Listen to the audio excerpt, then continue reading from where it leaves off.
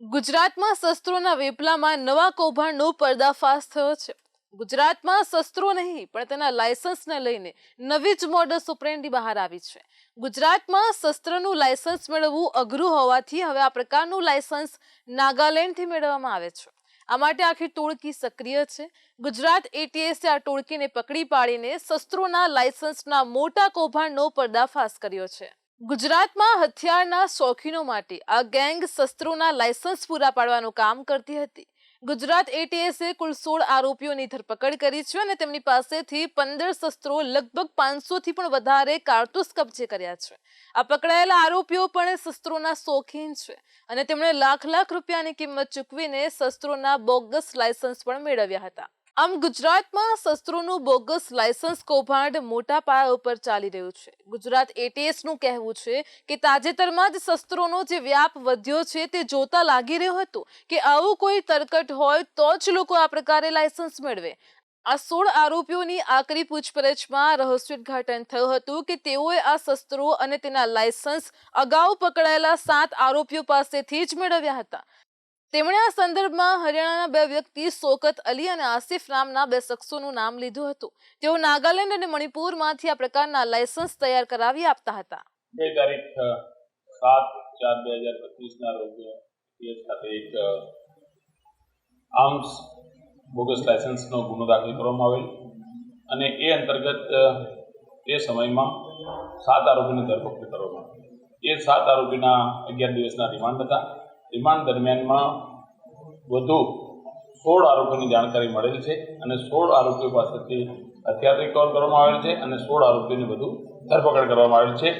જે આરોપીઓ છે એમાં અનિલ રાવલ છે, અર્જુન ભરવાડ છે, ભરતરામા ભરવાડ છે, દેહુ ભરવાડ છે, દેહુ ભોકરવા છે, જનક પટેલ છે, જય શાંતિલાલ પટેલ, જગદીશ રેવા ભુવા, લાખુ રઘુ ભરવાડ, અનિલ રમેશ રૈયાણી, નિતેશભાઈ મીર, રમેશ ભોજા,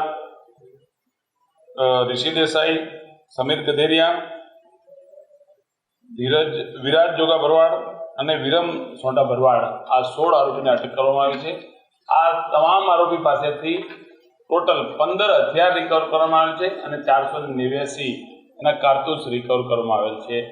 આ આરોપીઓ પાસે બોગસ લાયસન્સ મળી આવેલ છે અને આ હથિયાર પણ રિકવર કરવામાં આવેલ છે, જે પંચના વિગતે કબજે કરી અને આરોપીઓની રાત્રે 1 વાગ્યાના સમયમાં ધરપકડ કરવામાં આવેલ છે।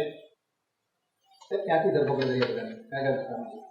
અલગ જગ્યાથી સુરત છે, રાજકોટ છે, બોટાદ છે, અલગ જગ્યાએથી આરોપીની જ્યાં ભાડ મળી છે ત્યાંથી લાવી પૂછપરછ કરી અને મુદ્દામાલ રિકવર કર્યો। જેમ અગાઉ કહ્યું છે એ રીતે કે જે મુખ્ય આરોપીઓ 7 હતા એ 7 આરોપીઓએ એક શોકત નામના માણસ, ફારૂક નામના માણસ જે હરિયાણામાં પોતાની ગન લાયસન્સ વેચવાની દુકાન ધરાવે છે અને એ માણસો એ લોકોને નાગાલેન્ડથી હથિયાર ઇસ્યુ કરાવતા હતા એવી અત્યાર સુધીની ઇન્વેસ્ટિગેશનમાં વિગતો બહાર। 7 લોકોના પરિચયમાં 16 લોકો કઈ રીતે આવ્યા હતા?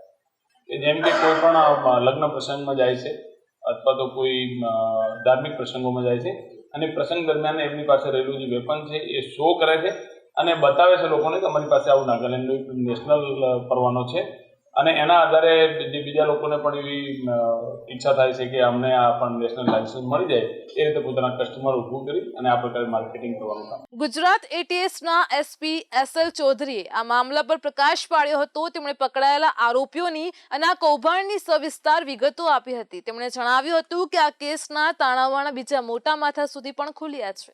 કહેવાય છે કે આ તો ફક્ત પાસેરામાં પહેલી પૂણી છે। આ કેસમાં રાજ્યના કેટલાય બિલ્ડરો અને રાજકારણીઓએ પણ નાગાલેન્ડ રૂટે બોગસ લાયસન્સ મેળવ્યું છે, પરંતુ તેઓની હજી તપાસ જારી છે। શસ્ત્રોના બોગસ લાયસન્સ કેસની ગંભીરતા જોતા Gujarat ATS, Surat crime branch, Surendranagar SOG સહિત અનેક તપાસ એજન્સીઓ હાલમાં તો તપાસ કરી રહી છે। આ કેસમાં હાલમાં એક ધારાસભ્યના પુત્રનું નામ પણ બહાર આવ્યું છે। તેના પિતા વગદાર રાજકારણી છે। આ સિવાય કેટલાય બિલ્ડરોના અને ઉદ્યોગપતિઓના તથા તેઓના સંતાનોએ પણ આ રીતે બોગસ લાયસન્સ મેળવ્યા હોવાનું કહેવાય છે।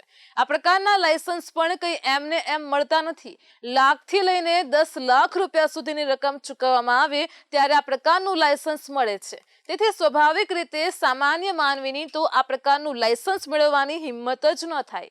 આ કૌભાંડમાં ગુજરાત એટીએસ અત્યાર સુધી 23 વ્યક્તિઓની ધરપકડ કરી ચૂક્યું છે. હવે વગદાર નેતાઓ, તેમના પુત્રો, બિલ્ડરો, ઉદ્યોગપતિઓ સુધી પણ રેલો પહોંચ્યો છે અને ત્યારે આ તપાસની ગતિ ધીમી પડી ગઈ છે. આવા જ એક કિસ્સામાં પોલીસે વગદારના પુત્રને નાગાલેન્ડથી જારી કરવામાં આવેલા ઓલ ઇન્ડિયા આર્મ્સ લાયસન્સનું સ્થાનિક સ્તરે રજીસ્ટ્રેશન કર્યું અને તેમાં નોંધણી હાથથી કરી હતી. સામાન્ય રીતે આ પ્રકારની નોંધણી તો ટાઈપ કે એન્ટ્રી કરીને કરાતી હોય છે, હાથથી કરવામાં આવતી જ નથી. આ પ્રકારે હાથથી થયેલી એન્ટ્રી રેકોર્ડ પર ચડી ગઈ છે. આવું કરનારા એકાદ હોય તો ઠીક, પણ આવું કરનારા ઘણા બધા છે અને આ બધા પાછા જાણીતા નામો હોવાથી પોલીસનો હાથ તેમના કાંઠલા સુધી પહોંચતો નથી. આ લોકોએ પોલીસ સમક્ષ ટેકન ઓવર એપ્લિકેશન આપીને તેમના નાગાલેન્ડના લાયસન્સને હવે ગુજરાતમાં પણ માન્ય બનાવી દીધું છે.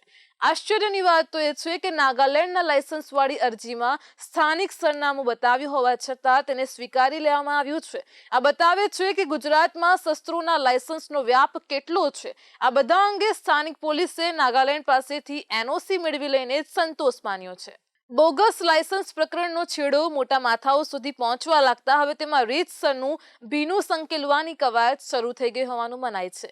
આગામી દિવસોમાં આખા પ્રકરણનો વીટો વાળી દેવામાં આવે તો પણ આશ્ચર્ય ન થવું જોઈએ. આ કેસમાં બહુ તો અત્યાર સુધીમાં 108 આરોપીઓમાંથી 23 પકડાયા છે અને બીજા આરોપીઓ પકડાય ત્યાં સુધીની જ કાર્યવાહી પણ થશે. સ્વાભાવિક છે કે વગદાર લોકો સામે પડવાનું જોખમ પોલીસ પણ શું કામ ઉઠાવે.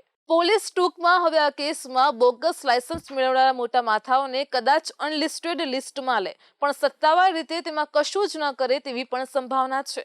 ફક્ત આ પ્રકારે લાયસન્સ અપાવનારાઓ પર જ કાર્યવાહી કરવામાં આવશે અને તેની સાથે પોલીસ તપાસની દિશા પણ હવે આ પ્રકારને બોગસ લાયસન્સ અપાવનારી ગેંગને પકડવાની રહેશે. બોગસ લાયસન્સ કોણે મેળવ્યું અને કેવી રીતે મેળવ્યું તે પોલીસે કદાચ શોધી તો કાઢ્યું હશે, પરંતુ કાર્યવાહી થાય તેવી સંભાવના ઘણી ઓછી છે.